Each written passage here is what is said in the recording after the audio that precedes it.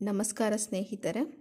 ಇತ್ತೀಚೆಗೆ ಕರ್ನಾಟಕ ರಾಜ್ಯ ಸರ್ಕಾರವು ತಾಂತ್ರಿಕ ವಿದ್ಯಾರ್ಥಿಗಳಿಗೆ ಅಂದರೆ ಇಂಜಿನಿಯರಿಂಗ್ ಓದ್ತಿರ್ತಕ್ಕಂತಹ ವಿದ್ಯಾರ್ಥಿಗಳಿಗೆ ತಂತ್ರಜ್ಞಾನದ ಕಲಿಕೆಯ ಜೊತೆಯಲ್ಲಿಯೇ ಕನ್ನಡವನ್ನು ಒಂದು ಕ್ರೆಡಿಟ್ ಕೋರ್ಸನ್ನಾಗಿ ಕಲಿಸಬೇಕೆಂದು ನಿರ್ಧರಿಸಿರ್ತಕ್ಕಂಥದ್ದು ಎಲ್ರಿಗೂ ಗೊತ್ತೇ ಇದೆ. ಆಯಾ ವಿಶ್ವವಿದ್ಯಾಲಯಗಳ ವಿಷಯಕ್ಕೆ ಅನುಗುಣವಾಗಿ ಪಠ್ಯಪುಸ್ತಕ ರಚನಾ ಸಮಿತಿಯನ್ನು ಸಹ ರಚಿಸಿ ಅದರ ಅನುಸಾರ ವೃತ್ತಿ ಶಿಕ್ಷಣದ ವಿದ್ಯಾರ್ಥಿಗಳಿಗೆ ಕನ್ನಡ ಭಾಷಾ ಬೋಧನೆಯನ್ನು ಕಡ್ಡಾಯ ಮಾತ್ರ ಅಲ್ಲ, ನಿಗದಿತ ಅಂಕಗಳನ್ನು ಗಳಿಸಿ ಉತ್ತೀರ್ಣರಾಗುವುದು ಸಹ ಅಷ್ಟೇ ಕಡ್ಡಾಯ ಮಾಡಿದ್ದಾರೆ. ಇದರ ಜೊತೆಗೆ ಸಾಂಸ್ಕೃತಿಕ ಕನ್ನಡ ಪಠ್ಯಪುಸ್ತಕದಲ್ಲಿ ವಿದ್ಯಾರ್ಥಿಗಳಿಗೆ ಸಾಂಸ್ಕೃತಿಕ ಕನ್ನಡದ ಜೊತೆಗೆ ಕ್ರಿಯಾತ್ಮಕ ಕನ್ನಡವನ್ನು ಬೋಧಿಸಬೇಕು. ಕನ್ನಡ ಸಾಹಿತ್ಯ, ಸಂಸ್ಕೃತಿ ಮತ್ತು ನಾಡುನುಡಿಯ ಪರಿಚಯವನ್ನು ಮಾಡಿಕೊಡ್ಬೇಕು. ಕನ್ನಡ ಸಾಹಿತ್ಯ ಮತ್ತು ಲೇಖನಗಳು ಹಾಗೆಯೇ ಕನ್ನಡದಲ್ಲಿ ತಾಂತ್ರಿಕ ವಿಜ್ಞಾನಗಳ ವಿಷಯಕ್ಕೆ ಸಂಬಂಧಿಸಿದ ಹಲವಾರು ವಿಷಯಗಳನ್ನು ಪರಿಚಯ ಮಾಡಿಕೊಡ್ಬೇಕು ಅನ್ನುವಂತಹ ದೃಷ್ಟಿಯಲ್ಲಿ ಈ ಒಂದು ಪಠ್ಯವನ್ನು ರಚನೆ ಮಾಡಿರ್ತಕ್ಕಂಥದ್ದನ್ನು ಕಾಣ್ಬೋದು. ಸಾಂಸ್ಕೃತಿಕ ಕನ್ನಡ ಅನ್ನುವಂತಹ ಶೀರ್ಷಿಕೆಯಡಿಯಲ್ಲಿ ಕರ್ನಾಟಕದ ಭಾಷೆ, ಸಂಸ್ಕೃತಿ, ಕಾವ್ಯ, ಕತೆ, ಪ್ರವಾಸ ಕಥನಗಳನ್ನು ಪದವಿ ಅವಧಿಯಲ್ಲಿ ಮತ್ತು ಪದವಿ ನಂತರದ ಜೀವನದಲ್ಲಿ ವಿದ್ಯಾರ್ಥಿಗಳು ನಿಖರವಾಗಿ ಮತ್ತು ಸಂಕ್ಷಿಪ್ತವಾಗಿ ಅಳವಡಿಸ್ಕೊಡ್ಬೇಕು. ಜೊತೆಗೆ ಆಡಳಿತಾತ್ಮಕ ವ್ಯವಹಾರಗಳಲ್ಲಿ ತಪ್ಪಿಲ್ಲದೆ ಭಾಷಾ ಪ್ರಯೋಗವನ್ನು ಮಾಡುವಂತಿರಬೇಕು ಅನ್ನೋದು ಇದರ ಮುಖ್ಯ ಉದ್ದೇಶ ಆಗಿದೆ. ಇದಕ್ಕೆ ಪೂರಕವಾಗಿ ಪ್ರತಿನಿತ್ಯ ಎದುರಾಗುವ ಆಡಳಿತದಲ್ಲಿ ಮತ್ತು ಆಧುನಿಕ ತಂತ್ರಜ್ಞಾನದಲ್ಲಿ ಕನ್ನಡವನ್ನು ಬಳಸುವಾಗ ಕಂಡುಬರತಕ್ಕಂತಹ ಭಾಷಾ ದೋಷಗಳನ್ನು ನಿವಾರಿಸಲು ಪಠ್ಯಪುಸ್ತಕದಲ್ಲಿ ಹೆಚ್ಚಾಗಿ ಆದ್ಯತೆಯನ್ನು ನೀಡಿರ್ತಕ್ಕಂಥದ್ದನ್ನು ಕಾಣಬಹುದು. ಸಾಂಸ್ಕೃತಿಕ ಕನ್ನಡ ಈ ಪುಸ್ತಕದ ಸಂಪಾದಕರು ಡಾಕ್ಟರ್ ಹಿ.ಚಿ. ಬೋರಲಿಂಗಯ್ಯ ಮತ್ತು ಡಾಕ್ಟರ್ ಎಲ್. ತಿಮ್ಮೇಶ್ ಅಂತ. ಸಾಂಸ್ಕೃತಿಕ ಕನ್ನಡ ಈ ಪಠ್ಯ ಭಾಗದಲ್ಲಿ ಯಾವ್ಯಾವ ವಿಷಯಗಳು ಬರುತ್ತೆ, ಎಷ್ಟು ಅಧ್ಯಾಯಗಳಿದೆ ಅನ್ನೋದನ್ನು ಮೊದಲು ಪರಿಚಯ ಮಾಡಿಕೊಡ್ತೀನಿ. ಮೊದಲ ಭಾಗದಲ್ಲಿ ಕನ್ನಡ ಸಂಸ್ಕೃತಿ ಮತ್ತು ಭಾಷೆ ಕುರಿತಾದ ಲೇಖನಗಳಿದೆ. ಮೊದಲನೇ ಭಾಗದಲ್ಲಿ 3 ಚಾಪ್ಟರ್ಸ್ ಬರುತ್ತೆ. ಮೊದಲನೇದು ಕರ್ನಾಟಕ ಸಂಸ್ಕೃತಿ, ಎರಡನೆಯದು ಕರ್ನಾಟಕದ ಏಕೀಕರಣ, ಮೂರನೆಯದು ಆಡಳಿತ ಭಾಷೆಯಾಗಿ ಕನ್ನಡ. ಇದಿಷ್ಟು ಬರುತ್ತೆ. ಜೊತೆಗೆ ಭಾಗ 2ರಲ್ಲಿ ಆಧುನಿಕ ಪೂರ್ವದ ಕಾವ್ಯ ಭಾಗ ಬರುತ್ತೆ. ಈಗಾಗಲೇ ಗೊತ್ತೇ ಇರುತ್ತೆ, ಸಾಹಿತ್ಯ 4 ಕಾಲಘಟ್ಟದಲ್ಲಿ ರಚನೆ ಆಗಿರ್ತಕ್ಕಂಥದ್ದು. ಪೂರ್ವದ ಹಳಗನ್ನಡ ಮೊದಲನೇದಾದರೆ ಹಳಗನ್ನಡ 2ನೇ ಕಾಲಘಟ್ಟ, ನಡುಗನ್ನಡ 3ನೇ ಕಾಲಘಟ್ಟ, ಆಧುನಿಕ ಕನ್ನಡ ಅಂದರೆ ಇತ್ತೀಚೆಗೆ ಕುವೆಂಪುರವರ ತದನಂತರ ಬಂದಿರತಕ್ಕಂಥವರನ್ನು ಆಧುನಿಕ ಸಾಹಿತಿಗಳು ಅಂತ ಕರಿತೀವಿ. ಈ 4 ಕಾಲಘಟ್ಟದಲ್ಲಿ ಸಾಹಿತ್ಯ ರಚನೆ ಆಗಿರ್ತಕ್ಕಂಥದ್ದನ್ನು ಕಾಣ್ಬೋದು. ಆಧುನಿಕ ಪೂರ್ವ ಅಂದರೆ ನಡುಗನ್ನಡ, ಮಧ್ಯಗನ್ನಡದಲ್ಲಿ ಮಧ್ಯಕಾಲೀನ ಸಾಹಿತ್ಯದಲ್ಲಿ ರಚನೆ ಆಗಿರ್ತಕ್ಕಂತಹ ಸಾಹಿತ್ಯಗಳು ಯಾವ್ಯಾವುದಪ್ಪ ಅಂದರೆ ವಚನಗಳು ಮೊದಲನೇದು ಬರುತ್ತೆ. ವಚನಗಳಲ್ಲಿ ಪ್ರಸಿದ್ಧ ವಚನಕಾರರ ಕೆಲವೊಂದಷ್ಟು ವಚನಗಳನ್ನು ಕೊಟ್ಟಿದ್ದಾರೆ. ತದನಂತರ ಕೀರ್ತನೆಗಳು, ಇಲ್ಲಿ ಮುಖ್ಯವಾಗಿ ಪುರಂದರದಾಸರು, ಕನಕದಾಸರು ಬರ್ತಾರೆ. ಇವರ ಬಗೆಗೆ ಒಂದೊಂದು ಕೀರ್ತನೆಗಳನ್ನು ಕೊಡೋದರ ಮೂಲಕ ವಿಷಯವನ್ನು ತಿಳಿಸಿದ್ದಾರೆ.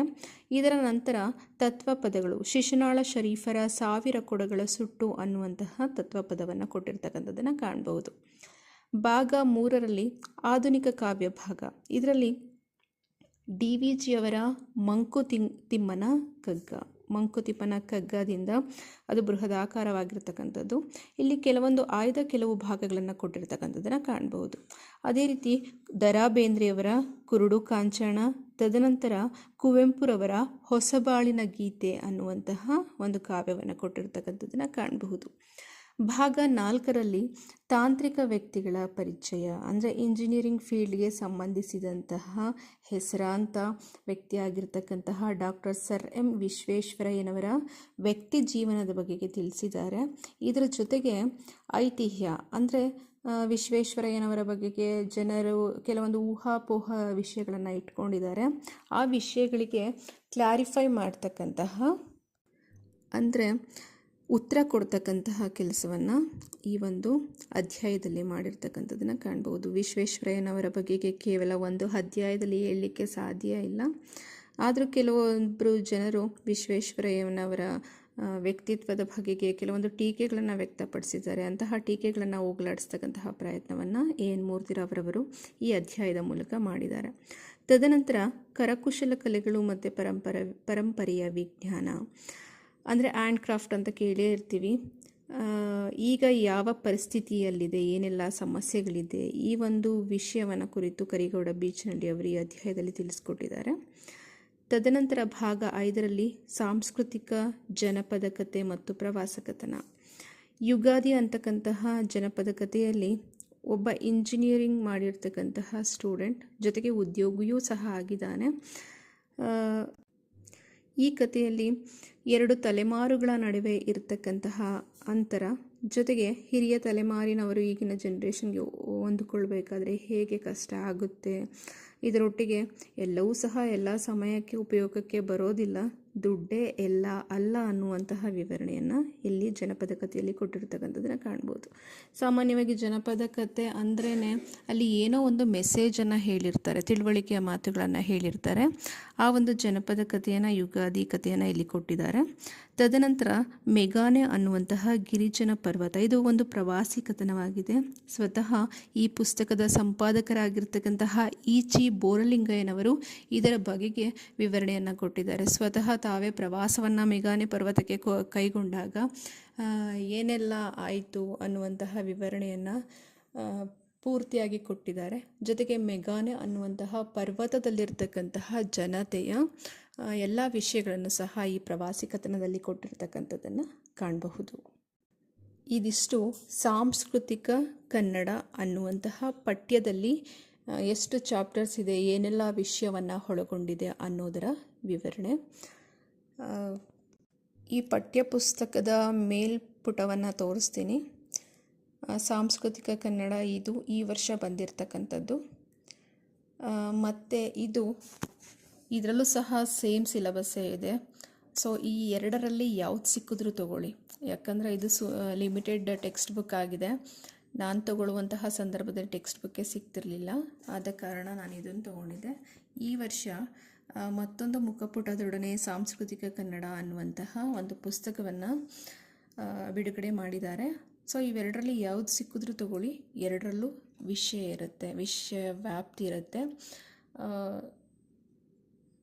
ಈಗ ಹೊಸದಾಗಿ ಬಂದಿರುವಂತಹ ಈ ಸಾಂಸ್ಕೃತಿಕ ಕನ್ನಡದಲ್ಲಿ 13 ಅಧ್ಯಾಯಕ್ಕಿಂತ ಹೆಚ್ಚಾಗಿ ವಿಷಯಗಳನ್ನು ಕೊಟ್ಟಿದ್ದಾರೆ, ಇನ್ನೊಂದಷ್ಟು ಅಧ್ಯಾಯಗಳನ್ನು ಕೊಟ್ಟಿದ್ದಾರೆ.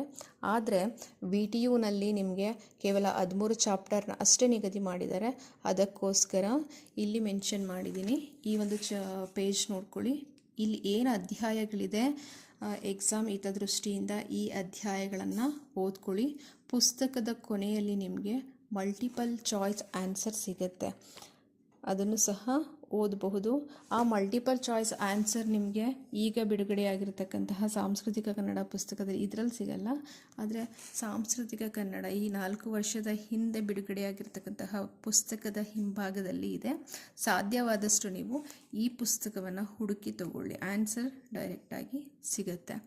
ನಾನು ಪ್ರತಿಯೊಂದು ಪಾಠದಲ್ಲಿ ಅಂತ್ಯದಲ್ಲಿ ಏನೆಲ್ಲ ಪ್ರಶ್ನೆಗಳು ನಿಮಗೆ ಬರುತ್ತೆ ಅನ್ನೋದನ್ನು ಸ್ಪಷ್ಟವಾಗಿ ಮಾಹಿತಿ ಕೊಡ್ತೀನಿ. ಪಾಠ ಮಾಡಬೇಕಾದ್ರೂ ಸಹ ನಿಮಗೆ ಇಂಪಾರ್ಟೆಂಟ್ ಆಗಿ ಯಾವ ಪ್ರಶ್ನೆಗಳು ಬರುತ್ತೆ ಅನ್ನೋದನ್ನು ಸಹ ಒತ್ತಿ ಉಚ್ಚಾರಣೆ ಮಾಡ್ತಿರ್ತೀನಿ, ಪದೇ ಪದೇ ನಿಮಗೆ ನೆನಪಿಸ್ತಿರ್ತೀನಿ. ಸೊ ನೀವು ಓದ್ಕೋಬಹುದು. ಅಥವಾ ನಮಗೆ ಈ ಸಾಂಸ್ಕೃತಿಕ ಕನ್ನಡ ಪುಸ್ತಕ ಸಿಕ್ಕಿಲ್ಲ, 2022ರ NEP ಹೊಸ ಪಠ್ಯಕ್ರಮದ ಅನುಸಾರ ಈ ಪುಸ್ತಕ ಸಿಕ್ಕಿಲ್ಲ ಅನ್ನುವಂತಹ ಸಂದರ್ಭದಲ್ಲಿ ಈ ವರ್ಷ ಬಿಡುಗಡೆಯಾಗಿರ್ತಕ್ಕಂತಹ ಪ್ರಸಾರಾಂಗ ವಿಶ್ವೇಶ್ವರಯ್ಯ ತಾಂತ್ರಿಕ ವಿಶ್ವವಿದ್ಯಾಲಯ ಜ್ಞಾನ ಸಂಗಮ ಈ ಪುಸ್ತಕದಲ್ಲಿ ನಿಮಗೆ ಮಲ್ಟಿಪಲ್ ಚಾಯ್ಸ್ ಕೊಟ್ಟಿಲ್ಲ. ಆಕಸ್ಮಿಕ ನಿಮಗೆ ಕಷ್ಟ ಆಗ್ತಿದೆ ಅನ್ನೋದಾದರೆ ನಾನು ಪ್ರತಿ ಪಾಠದಲ್ಲೂ ಸಹ ನಿಮಗೆ ಈ ಪ್ರಶ್ನೆಗಳು ಖಂಡಿತ ಬಂದೇ ಬರುತ್ತೆ ಅನ್ನುವಂತಹ ಮಾರ್ಗದರ್ಶನವನ್ನು ಕೊಡ್ತೀನಿ. ನಾನು ಮಾಡಿರ್ತಕ್ಕಂತಹ ಪಠ್ಯ ವಿಷಯವಾಗಿನ ವಿವರಣೆಯನ್ನು ಕೇಳಿ ಆ ಪ್ರಶ್ನೆ ಖಂಡಿತವಾಗಿಯೂ ಬರುತ್ತೆ. ಏನೆಲ್ಲ ಪ್ರಶ್ನೆಗಳು ಬರುತ್ತೆ ಅನ್ನೋದನ್ನು ಸಮಗ್ರವಾಗಿ ಪಾಠ ಮಾಡ್ತಾ ನಿಮಗೆ ತಿಳಿಸ್ಕೊಡ್ತೀನಿ. ನನ್ನ ಮುಂದಿನ ವಿಡಿಯೋದಲ್ಲಿ ಬಳಕೆ ಕನ್ನಡ ವಿಭಾಗದ ಬಗೆಗೆ, ಬಳಕೆ ಕನ್ನಡದಲ್ಲಿ ಏನೇನು ಬರುತ್ತೆ, ಏನೇನು ಚಾಪ್ಟರ್ ಬರುತ್ತೆ ಅದರ ಬಗೆಗಿನ ಪೂರ್ಣ ಮಾಹಿತಿಯನ್ನು ಕೊಡ್ತೀನಿ. ಧನ್ಯವಾದಗಳು.